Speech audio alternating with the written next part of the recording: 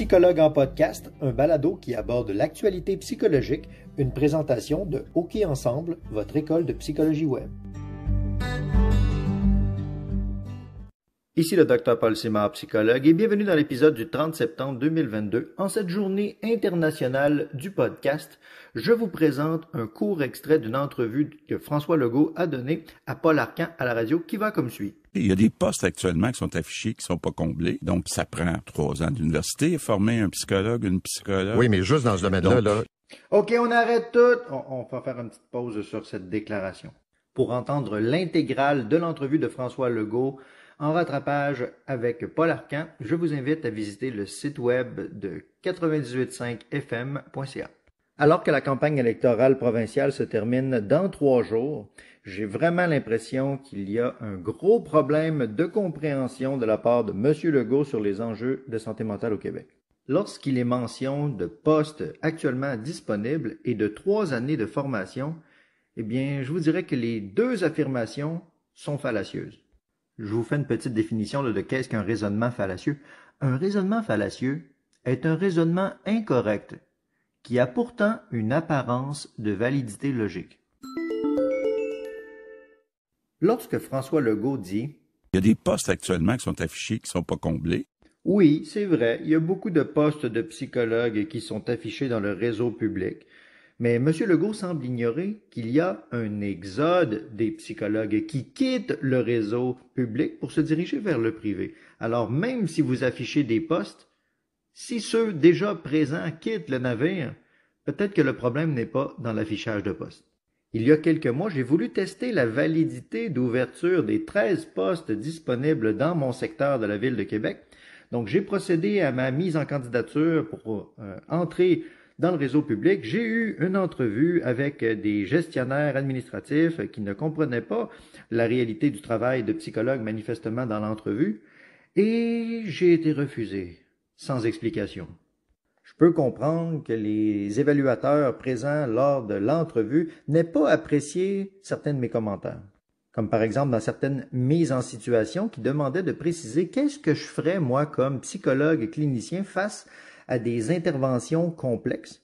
Je leur ai mentionné mon intervention, mais je leur ai aussi demandé « Est-ce que vous, là, qui m'écoutez présentement, vous êtes formé pour comprendre la psychothérapie? » Et là, il y a une gestionnaire avec un baccalauréat en psychologie qui a dit « Oui, moi j'ai un bac en psychologie. » Non, mais c'est parce que dans la réalité, un bac en psychologie ne permet pas de comprendre et d'exercer la psychothérapie. C'est un acte réservé par la loi. Donc, je leur ai dit en entrevue que c'est difficile de donner une réponse précise si la personne devant nous n'est pas formée pour comprendre la réponse.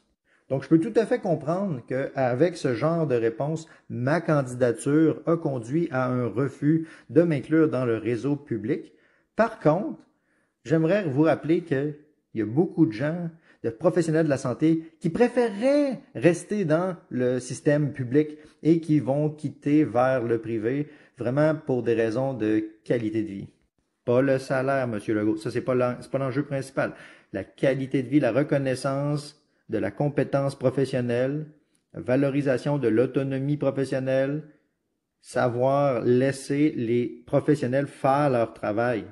Retournons maintenant au deuxième enjeu mentionné par M. Legault, qui dit « Ça prend 3 ans d'université, former un psychologue. » Ça a été difficile à entendre. Je vous avoue que j'ai sursauté quand j'ai entendu ça. Alors, M. Legault, j'aimerais vous dire que pour être psychologue au Québec, la loi précise qu'il faut un doctorat.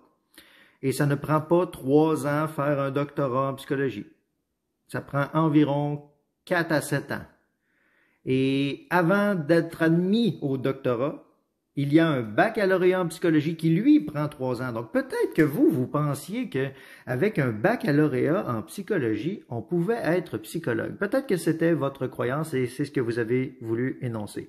Mais il y a une grande différence au niveau de l'approfondissement de la formation qui est effectuée au niveau doctoral. Ça ne veut pas dire, par contre, que les gens avec des baccalauréats en psychologie ne pourraient pas être valorisés dans un filet de sécurité pour aider la population. Ah ça oui, par contre, ça je pense que ça pourrait être bien. Moi, pour ma part, j'ai fait 11 ans d'université pour pouvoir être psychologue. On est loin du 3 ans. Et sur l'idée de déléguer des actes d'intervention, M. Legault poursuit ainsi dans l'entrevue. On essaie de déléguer des cas moins urgents à des travailleurs sociaux qui sont pas nécessairement des psychologues, mais en attendant, c'est mieux que rien. Ça aussi, ça me fait mal à entendre. En attendant, qu'est-ce que vous voulez dire? En attendant quoi? En attendant un exode complet des psychologues du réseau public? En attendant une redéfinition des postes de travail pour les intervenants? En attendant de surcharger nos collègues travailleurs sociaux? Je peux comprendre que parfois en entrevue radio, là, c'est délicat de répondre avec exactitude à chaque enjeu, mais ce qui m'a particulièrement choqué, c'est la fin de la citation lorsqu'il est mention que l'intervention avec un travailleur social, c'est mieux que rien. Alors, je trouve que c'est très, très dévalorisant pour mes collègues travailleurs sociaux qui font un travail formidable. Je crois sincèrement que la réalité de mes collègues travailleurs sociaux gagnerait, elle aussi, à être valorisée et mise de l'avant. Parce que c'est une profession qui semble pas très bien comprise de la part du public et des médias, et ils font un travail là, vraiment incroyable. Donc, ce n'est pas qu'ils ne sont pas nécessairement des psychologues, c'est que c'est une profession à part, qui a des distinctions spécifiques propres à cette profession-là. Même s'il y a des ponts entre nos professions, ce sont vraiment deux champs de compétences professionnelles distincts. Si M. Legault mentionne bien au cours de l'entrevue avec Paul Arcand qu'il ne s'agit pas d'un enjeu financier et qu'il serait prêt à répondre à toute forme de demande de soutien financier de la part de Lionel Carman, son ministre délégué, qui s'occupe entre autres de la santé mentale, il semble que M. Legault identifie une piste de solution. La voici, j'ai fait un petit montage. De former des gens. Mais il va falloir dire d'ailleurs à nos jeunes, là, la psycho, pensez-y, là, c'est des jobs qu'on a besoin dans notre société, puis il y a des besoins énormes. Pensez-y à vous inscrire, ok, mais si on regarde les chiffres au Québec de gens qui s'inscrivent dans les bacs en psychologie, je pense pas que le problème est là. Je vais prendre l'exemple des chiffres qui sont mentionnés sur le site web du bac en psychologie de l'Université Laval, qui mentionne que c'est un programme contingenté, donc limité à 250 places d'admission par année. Ça veut dire que s'il n'était pas contingenté, le programme, il y aurait encore plus de demandes. Donc, il faudrait plutôt lever la barrière pour pouvoir qu'il y ait plus de gens admis au baccalauréat en psychologie. Mais un véritable problème se cache derrière la transition entre le bac en psychologie et le doctorat.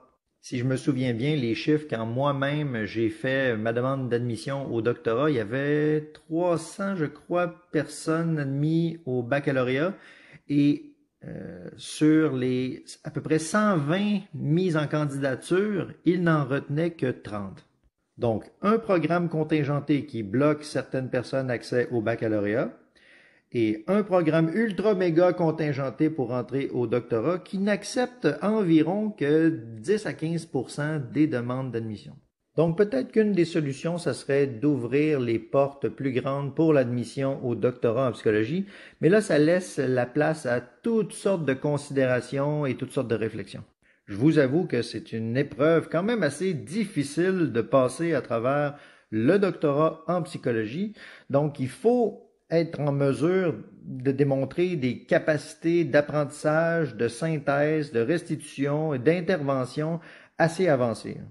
Je connais pas malheureusement le taux d'abandon du doctorat en psychologie en cours de route, mais moi, dans ma cohorte, là, où on était à peu près 33, je crois, et sur les 33, à mon souvenir, on a été 25 à terminer, je crois. Mais au Québec, environ 350 nouveaux psychologues font des demandes d'admission à l'Ordre des psychologues du Québec à chaque année. J'espère que vous aurez pu réfléchir avec certains des éléments que je viens de vous mentionner. On va se diriger maintenant vers une espèce de synthèse-conclusion.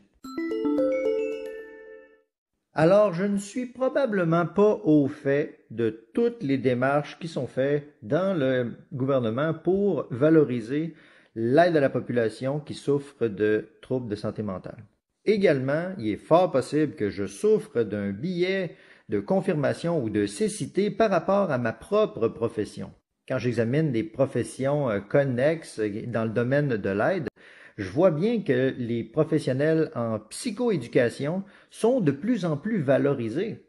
Je vois aussi que les sexologues font une montée dans le professionnalisme et la place qu'ils prennent sur la place publique, sur les réseaux sociaux et dans l'aide à la population.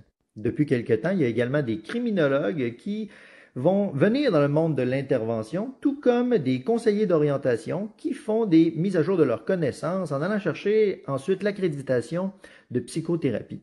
Il y a plusieurs autres professions connexes qui sont en train d'occuper la place de l'intervention dans le réseau public de la santé et qui se joignent également à nous, là, au privé, pour pouvoir aider la population. Mais ce qui me marque le plus, ce sont que les affirmations reliées à la place du psychologue, au désir de recrutement, aux efforts qui sont faits pour retenir les psychologues déjà en place, sont quasiment inexistants. Je voudrais également pas être seulement critique des propos tenus par les représentants du gouvernement, mais également apporter une petite réflexion sur les structures universitaires. Assurément que si on est formé au cours du doctorat en psychologie à exercer un haut niveau d'autonomie professionnelle et à réaliser des plans d'intervention que nos collègues ou nos dirigeants administratifs ne sont pas en mesure de comprendre, bien, ça va être difficile de trouver notre place, là, et notamment dans le réseau public. Je me rappelle qu'on m'avait parlé que lorsqu'il y a eu la conversion de la maîtrise en doctorat en psychologie en 2006, le comité consultatif avait pour objectif de venir en aide aux besoins et à la demande de psychologues dans le réseau public déjà à ce moment-là. Le gouvernement avait accepté d'augmenter le nombre de places aux études supérieures en psychologie, parce que les universités sont rémunérées en fonction du nombre de diplômes émis. Mais malheureusement, il semble avoir eu une exécution un petit peu imparfaite lors de la rentrée des psychologues sur le terrain dans le réseau public. Même si au cours de notre dernière année de formation, les psychologues, on doit faire un internat, donc une année de pratique, qui est fortement, voire obligatoire de réaliser dans le domaine de la santé ou dans un milieu qui appartient au régime public, eh bien, les gens quittent après ce contrat. Moi, j'ai été le représentant de la Fédération interuniversitaire en psychologie au Québec, là, de mon université à l'UQTR, et il était notamment question de l'enjeu de la rémunération des internats. Et même si cet enjeu a été réglé partiellement avec des bourses d'études, ça vient avec, je crois, un engagement d'1 an à rester dans le réseau public. Peut-être que mes collègues de la FIDEP ou de la Coalition des psychologues du réseau public québécois pourront me corriger sur ce sujet, mais moi, je trouve que c'est quand même assez éloquent que malgré plein de facteurs de rétention mis en place sur le plan financier, ils n'arrivent pas à garder les psychologues dans le réseau. Donc, je pense pas que la clé, c'est seulement d'augmenter le nombre de diplômés ou d'admis au doctorat. Il faudrait également penser à une trajectoire de service qui répond davantage aux besoins de 2 éléments. Le besoin, bien sûr, des usagers, là, des patients, la population, et les besoins du système de la santé. Si le système public de la santé a besoin d'avoir des balises mesurables, il serait peut-être bien de développer dans les compétences professionnelles des futurs psychologues des outils ou des manières de faire, de restituer l'avancement et l'objectif des processus psychothérapeutiques. Je suis conscient qu'on travaille avec la souffrance humaine et qu'on ne peut pas faire de prédiction totale et absolue. Par contre, quand on regarde les données de recherche en neuropsychologie, on voit qu'il y a la possibilité d'établir des plans de traitement assez structurés. Il en va de même pour la psychopharmacologie ou les pratiques combinatoires là, de pharmacothérapie et de psychothérapie qui depuis quelques années là, nous donnent des résultats de recherche très précis. Je me souviens qu'on nous a toujours dit dans mon doctorat qu'on ne pouvait pas garantir un résultat aux patients parce que l'expression de la souffrance peut se former ou peut s'éveiller de toutes sortes de manières, puis il est possible qu'en approchant de la résolution d'une souffrance, on en éveille d'autres, plus complexes. Par contre, j'ai été très surpris, moi, quand j'ai vu les chiffres du professeur Brunet avec la combinaison des traitements de propanolol et de psychothérapie EMDR. Donc, qui disait qu'en 6 séances, il y avait une résolution des chocs post-traumatiques. Ah là, les oreilles m'ont levé dans les airs. J'ai été très surpris. Je suis allé lire la documentation scientifique sur le sujet, puisque je me disais, ben voyons, on ne peut pas garantir un résultat avec un nombre de rencontres, mais il me semble que ça n'a pas de bon sens.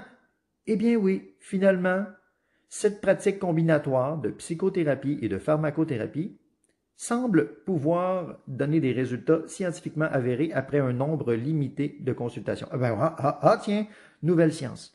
Et c'est un petit peu similaire aussi avec la rééducation du fonctionnement cognitif via le neurofeedback. Il y a des données de recherche qui démontrent qu'avec un programme de restructuration hyper structuré, hyper condensé, eh bien voilà, on provoque des changements significatifs en quelques semaines dans le fonctionnement de la personne. En ce sens, je ferais l'hypothèse que probablement que la psychologie sera appelée à se transformer au cours des prochaines années. Pour ce faire, je crois qu'il va falloir établir une franche distinction entre la relation d'aide, soutien-conseil et les plans de traitement psychologique, la psychothérapie. Parce qu'actuellement, il y a comme un flou qui est difficile à saisir entre les deux, bien que les balises pour distinguer les deux pratiques soient écrites sur table. Je vous avoue que même moi qui suis constamment en train de travailler avec ces distinctions-là et qui les enseigne, même moi parfois je me perds dans ces nuances-là. Si j'avais à résumer ma pensée là-dessus, je dirais que la relation d'aide, c'est l'art de la rencontre humaine, alors que la psychothérapie, ça serait la science du traitement psychologique. Et actuellement, les psychologues se situent sur tout le continuum de variation, du plus artistique de la rencontre au plus scientifique protocole rigoureux. Et dans chaque cas, ça peut être fait avec un grand professionnalisme et ça peut véritablement aider les gens. Mais j'ai l'impression que pour le réseau public de la santé, l'élément relation d'aide, lui, semble un peu interchangeable avec les autres professionnels de la santé, avec des professions connexes. Mais l'élément de psychothérapie, lui, plus il sera rigoureusement défini, plus il sera distinctement associé au travail du psychologue, eh bien, plus je crois que là, ça va être vraiment clair là, qu'il faut faire tout en leur possible pour garder les psychologues dans le réseau public et trouver de nouvelles manières de valoriser leur travail, leur offrir les conditions propices au traitement de la population. Sur ces sages paroles, j'aimerais dire que je suis conscient que M. Legault, lorsqu'il fait des déclarations publiques comme ça à la radio, ne peut pas être un expert dans le détail de chaque sujet. C'est normal qu'il soit surpris parfois par certaines nuances. Et moi, je suis constamment dans le sujet de la psychologie, donc il est normal que je vois les failles de raisonnement. Et je tiens à dire que je crois que votre travail, M. Legault, doit être très difficile. Et pour la suite des choses, j'espère que ce sera la santé mentale qui sera valorisée véritablement. Alors, sur les différents réseaux sociaux, vous pourrez me dire qu'est-ce que vous avez pensé de cet épisode. Êtes-vous surpris des propos que vous avez entendus et quelles seraient, vos recommandations pour aider à la santé mentale de la population en général? Je suis curieux de vous lire. Vous pourrez me retrouver un petit peu partout si vous tapez Dr. Paul Simard, psychologue sur les réseaux sociaux. Je suis partout, Facebook, TikTok, YouTube, mais particulièrement actif sur TikTok depuis quelques temps. Alors, voilà. Nous voici rendus à la fin de cet épisode. Merci beaucoup de votre écoute. Et ils sont où les clics j'aime, les 5 étoiles? En conclusion, je tiens à vous rappeler qu'un podcast, ça ne remplace pas une psychothérapie et que mes propos cherchent à faire la synthèse d'un domaine qui est véritablement complexe. Donc, si vous éprouvez le besoin d'avoir une assistance personnalisée, je vous invite à contacter directement un professionnel de la santé. À bientôt.